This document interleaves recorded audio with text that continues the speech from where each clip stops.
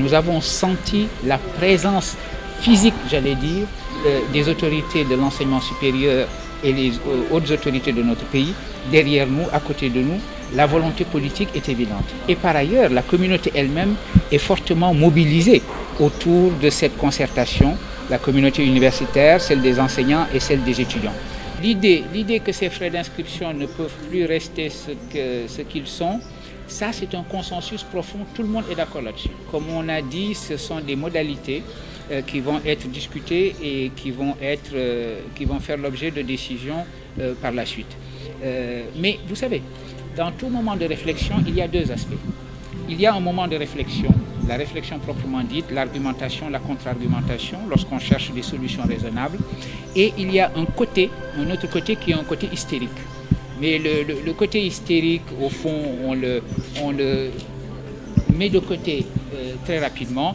Et à ce moment-là, une fois que l'hystérie est passée, il y a la réflexion, l'argumentation, la contre-argumentation. Et c'est à cette phase que nous sommes. Dès lors que l'on argumente de manière rationnelle, on construit un consensus et nous sommes ravis. C'est une des leçons que porte cette concertation, qu'un consensus profond de toutes les composantes de la communauté universitaire et surtout un consensus de notre nation se soit établi autour de notre système d'enseignement supérieur.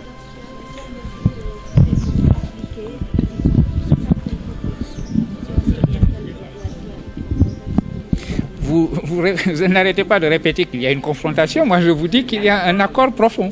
Puisqu'il y a un accord profond, les décisions vont être prises et vont être appliquées. Mais pas sur le montant des droits d'inscription quand même, parce que les gens craignent finalement une privatisation de l'enseignement public. Non, il n'y a pas de privatisation de l'enseignement public. La raison d'être de cette concertation, c'est de faire précisément que l'enseignement public soit un enseignement viable, qui puisse continuer d'exister.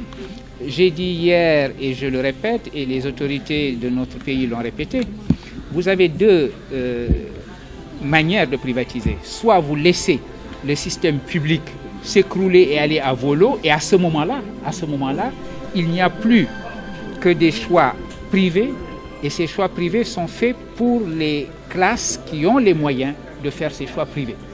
Donc ça, c'est une privatisation rampante, une privatisation passive par destruction du système public, et c'est justement cela que nous ne voulons pas.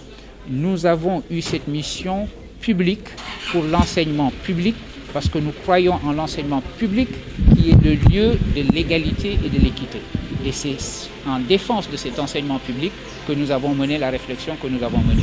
Vous savez, s'il s'agissait de privatiser, c'est une technique toute simple.